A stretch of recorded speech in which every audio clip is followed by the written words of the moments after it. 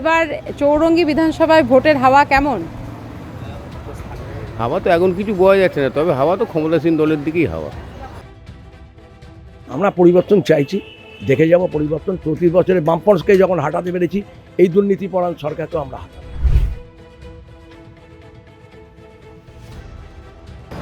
দেখুন, এখানে বিজেপি বা কংগ্রেস কিছুই করতে পারবে না, তৃণমূলই জিতবে।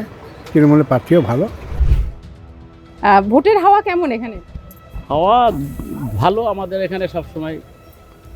ভালো বলতে ধরুন আমাদের এখানে ম্যাক্সিমাম বিজেপি হাওয়া, পরিষ্কার কথা যেটা। রাজ্য দুর্নীতিতে ভরে গেছে, বেকারদের চাকরি নেই, 26,000 লোকের চাকরি চলে গেল, শিক্ষকদের রাস্তায় বসে আছে তারা, সরকারি কর্মীরা ডিএ পায় না। এত তোলাবাজি বেড়ে গেছে, অসহায় মানুষদের মানুষ মনে করছে না।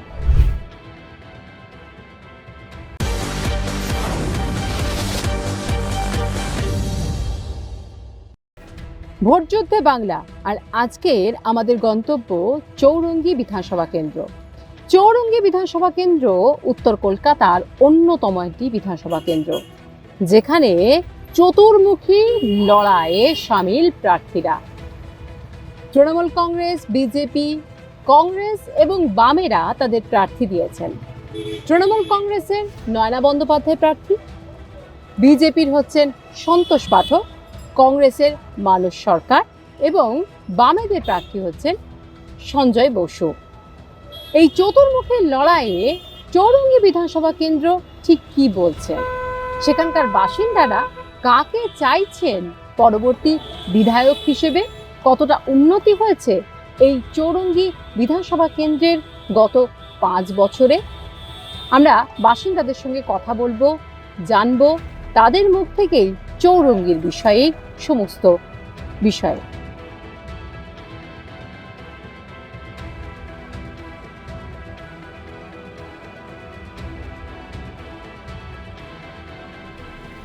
ওয়ার্ড নাম্বার 44 থেকে 53 এবং তার সঙ্গে যুক্ত 62, এই নিয়েই চৌরঙ্গী বিধানসভা গঠিত। চৌরঙ্গী বিধানসভায় এবার কি পরিবর্তন না প্রত্যাবর্তন? কি চাইছেন মানুষ? মানুষ কি পুরনো সরকারকেই চাইছেন না নতুন কাউকে দেখতে চাইছেন সরকার হিসেবে বা নিজেদের প্রার্থী হিসেবে, বিধায়ক হিসেবে? কি বলছেন? আমরা এখানে একটা চায়ের দোকান আছে, বিভিন্ন বয়সের লোকজন আছে, তাদের সঙ্গে একটু কথা বলার চেষ্টা করব, তারা কি বলছেন, এবার এখানে কতটা উন্নয়ন হয়েছে সে নিয়েও কথা বলবো। কি বলবেন, এবার চৌরঙ্গী বিধানসভায় ভোটের হাওয়া কেমন? হাওয়া তো এখন কিছু বোঝা যাচ্ছে না, তবে হাওয়া তো ক্ষমতাসীন দলের দিকেই হাওয়া। পরিবর্তন না প্রত্যাবর্তন, কি চাইছেন? প্রত্যাবর্তন চাইছেন। কি কি উন্নয়ন হয়েছে এই চৌরঙ্গী বিধানসভাতে এই তৃণমূল সরকারের আমলে? রাস্তাঘাট, নাগরিক পরিষেবাগুলো তো ঠিকঠাক আছে, এই লাইটগুলো, বাকি অনেক কিছু করতে হবে এখনো। আর কি কি করতে হবে? মানে এখনো গলির ভেতরে লাইট, রাস্তা এখনো সম্পূর্ণভাবে ঠিকঠাক হয়নি, ওটা করতে হবে। বর্তমান যিনি বিধায়ক আছেন নয়না বন্দ্যোপাধ্যায় টিএমসিপি, তিনি কেমন? অত্যন্ত ভালো মানুষ, খুবই ভালো মানুষ এবং সবার সাথে আমাদের সঙ্গে মিলেমিশে একসঙ্গে চলাফেরাও করে। যখনই পাই মানে আমাদের সঙ্গে, তখনই আমরা ওদের সঙ্গেই বেরোই, কোনো অসুবিধা হয় না। আমরা কোনো প্রবলেম বললে সেটাকে সলভ করার চেষ্টা করে, মানে উনি পাশে থাকেন, পাশে থাকেন, সবসময় পাশে থাকেন।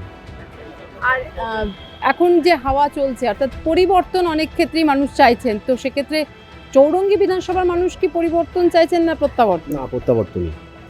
কি বলবেন এই প্রার্থীদের সম্পর্কে?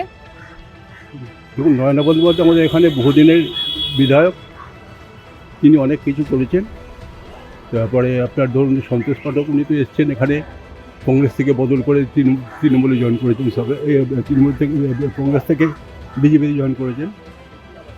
ভারত সরকার এমনি আমাদের লোকাল ছেলে হিসেবে ছেলে ভালো, হ্যাঁ, কিন্তু কতটুকু কী করতে পারবে বলা মুশকিল আছে, কিন্তু আমরা নয়না বন্দ্যোপাধ্যায়কেই আমরা চাই।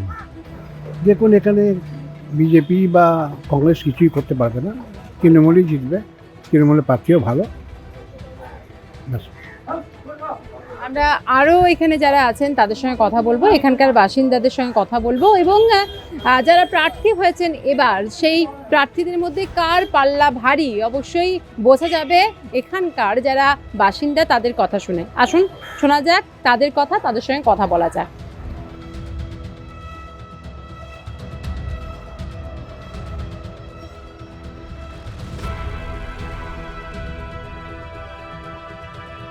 এই চৌরঙ্গী বিধানসভা কেন্দ্রে চতুর্মুখী লড়াই বলা যেতে পারে।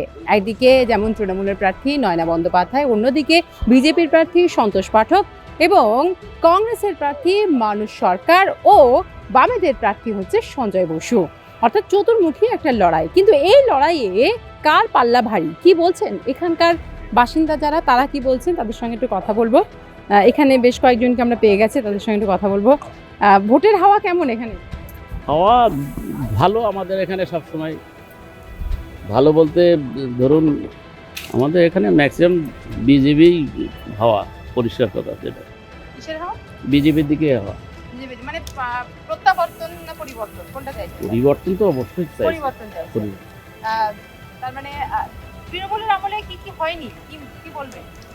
এইভাবে বলতে গেলে তো অনেক টাইমের ব্যাপার, কিন্তু হয়েছে কি এখনো পর্যন্ত বুঝতে পারছি না। তা আগামী দিনে দেখা যাক পরিবর্তন হওয়ার পর কি হয়, এটুকু বলতে পারি। আপনি কি বলবেন দাদা, কেমন হাওয়া এখানে? হ্যাঁ ভালোই, প্রচার সবাই করছে, মানুষ তার রায় দেবে। পাল্লা ভারী কার? পরিবর্তনের দিকেই হাওয়া এবারে। পরিবর্তন কেন চাইছেন? পরিবর্তন চাওয়ার অনেক তো কারণই আছে। চারিদিকে রাজ্য দুর্নীতিতে ভরে গেছে, বেকারদের চাকরি নেই, 26,000 লোকের চাকরি চলে গেল, শিক্ষকদের রাস্তায় বসে আছে তারা, সরকারি কর্মীরা ডিএ পায় না, কি বলবেন। অর্থাৎ নেতাদের ঘর থেকে কোটি কোটি টাকা উদ্ধার হয়, সাধারণ মানুষের চাকরি নেই। 34 বছরের বামফ্রন্ট সরকার যখন ছিল তারাও মিথ্যা প্রতিশ্রুতি দিয়ে গেছে, দিয়ে এই রাজ্যটাকে রসাতলে পাঠিয়েছে। তারপরে এলো মানুষ মমতা ব্যানার্জিকে ভেবেছিল একজন সৎ মহিলা, হয়তো উনি কিছু চেঞ্জ করবেন, তিনি পরিবর্তন আনবেন, দেশের জন্য কিছু করবেন, রাজ্যের জন্য করবেন, কিন্তু উনি তা করলেন না। উনি 15 বছরে সব দুর্নীতিতে ভরে গেলেন। ওনার দলে যারা সব কটা জেল খাটা আসামি, তাদেরকে ওরা টিকিট দিয়েছে। মানুষ কি এত বোকা? মানুষের টাকা নিয়ে মানুষকে কর দিয়ে লক্ষ্মী ভাণ্ডার, যুবসাথী, হাজার হাজার বেকার MBA পাস ছেলে যুবসাথীতে লাইন দিচ্ছে। আমি একজন ব্যাংক চালকদের চাকরি করতাম, সরকারি কর্মচারী, আমার হকের টাকা মেরে দিয়ে রেখে দিচ্ছে, দিয়ে দেয় না। ভাবুন, তা মানুষ পরিবর্তন চাইছে, এবারে পরিবর্তন হবে। এই যে রাস্তা দেখছেন, সজল ঘোষ হচ্ছে কাউন্সিলর, 50 ওয়ার্ডে যে ছিল মৌসুমী দে, জীবনে কোনো কাজ করেনি। সজল ঘোষ এসে সে বিজেপি কাউন্সিলর, সে কিন্তু কাজ করে দেখাচ্ছে, মানুষের আশীর্বাদ নিয়ে এসছে, সে করছে এবং সে বড়নগরে উইন হবে, পরিবর্তন হবে। তার সাথে আমরা পরিবর্তন চাইছি, দেখে যাব পরিবর্তন। 34 বছরে বামপন্থকে যখন হাঁটাতে পেরেছি, এই দুর্নীতিপরায়ণ সরকারকেও আমরা হাঁটাবো, এটা আমাদের দৃঢ় প্রতিজ্ঞা। আপনি কি বলবেন? ওই একই কথা, ঘুরে ফিরে সে একই কথা বলবো, আর কি বলবো। পরিবর্তন কেন চাইছেন? পরিবর্তন এই চারিদিকে যা দেখলাম 15 বছরে, আর এর থেকে খারাপের পর খারাপ, আর কি যদি কিছু ভালো হয় ওই আশাতেই পরিবর্তন চাইছি। অর্থাৎ বোঝাই যাচ্ছে যে এখানে কিন্তু একটা জোর টক্কর হতে চলেছে প্রার্থীতে এবং যে চতুর্মুখী লড়াই এখানে হচ্ছে, সেই চতুর্মুখী লড়াই কিন্তু দেখা যাচ্ছে মূলত দ্বিমুখী লড়াই সবচেয়ে বেশি টক্কর দেবে। অর্থাৎ তৃণমূল এবং বিজেপি, তৃণমূলের নয়না বন্দ্যোপাধ্যায় এবং বিজেপির সন্তোষ পাঠক, এই দ্বিমুখী লড়াইয়ের উপরই জোর রয়েছে কিন্তু চৌরঙ্গী বিধানসভা কেন্দ্র। কি বলছেন এখানকার আরও যারা বাসিন্দা আছেন, তাদের সঙ্গে কথা বলবো। আসুন, এখানে একটা রেশন শপ আছে, এখানেও দেখা যাচ্ছে মহিলারা আছেন। কি চাইছেন এবার, ভোটের হাওয়া কেমন এখানে? খুব ভালো, আমরা খুব সুযোগ সুবিধা পাচ্ছি, ভোটের হাওয়া ওই জন্যই খুব ভালো। আচ্ছা, কি চাইছেন, পরিবর্তন না প্রত্যাবর্তন? আর কি বলবো,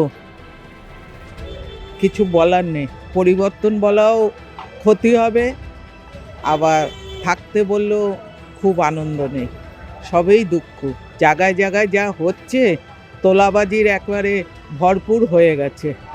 গরিব গৃহস্থ কিছুই মানছে না, নিতে পারলেই বেঁচে যাচ্ছে। কোনো প্রার্থীকে বিশ্বাস নেই, কোনো দলকেই বিশ্বাস নেই। না, এত তোলাবাজি বেড়ে গেছে, অসহায় মানুষদের মানুষ মনে করছে না। মেরে ফেলে টাকা দাও, অন্যায় অন্যায় অত্যাচার। কি বলবেন? ওই একই সেম, পরিবর্তন না প্রত্যাবর্তন? পরিবর্তন। পরিবর্তন চাইছেন কেন? কি হয়নি তৃণমূল আমলে, বা কি আশা করছেন নতুন যে সরকার গঠন হবে বা নতুন যে এখানে বিধায়ক হবেন, তিনি আপনাদের আশা পূরণ করবেন? আমরা তো আশা করছি যিনি আসছেন তিনি পরিবর্তন নিশ্চয়ই এ করবেন, পাল্টানো তো দরকার। কাকে চাইছেন? দাদাকে দাদাকে। আচ্ছা, আপনি কি বলবেন? দেখুন, দুটো দলই তো এখন ইকুয়াল যায়। এখন কার নামে কি বলবো বলুন, আমরা যেখানে সুযোগ সুবিধা পাবো আমরা সেখানেই দেবো, এটাই তো আসল কথা। জিনিসের দাম বাড়ুক বা কমুক সে নিয়ে তো আমাদের কিছু না।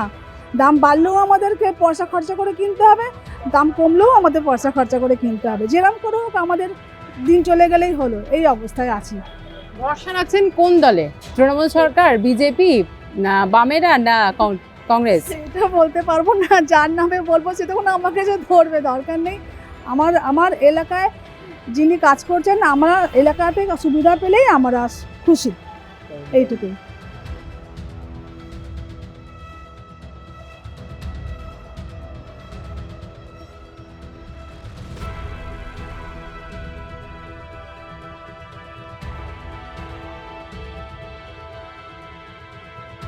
আমরা ঘুরে দেখলাম চৌরঙ্গী বিধানসভা, কথা বললাম এখানকার বাসিন্দাদের সঙ্গে।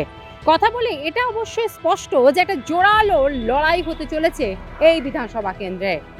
তৃণমূল কংগ্রেস, বিজেপি, বাম এবং কংগ্রেস তাদের প্রার্থী দিয়েছে। চতুর্মুখী লড়াই রয়েছে এই কেন্দ্রে, কিন্তু সবচেয়ে জোরালো বা টক্কর দুটি দলের মধ্যে হতে চলেছে, সেটাও কিন্তু বোঝা গেল বাসিন্দাদের সঙ্গে কথা বলে। অর্থাৎ দ্বিমুখী লড়াইটি এখানে সবচেয়ে বেশি জোরালো। এই বিধানসভা কেন্দ্র কারা দখলে রাখবে সেটা অবশ্যই বোঝা যাবে 4 মের পর। ততদিন অপেক্ষা করতেই হবে। ক্যামেরায় প্রসেনজিৎ সাহার সঙ্গে নাজের রহমানের রিপোর্ট, আর প্লাস নিউজ, কলকাতা।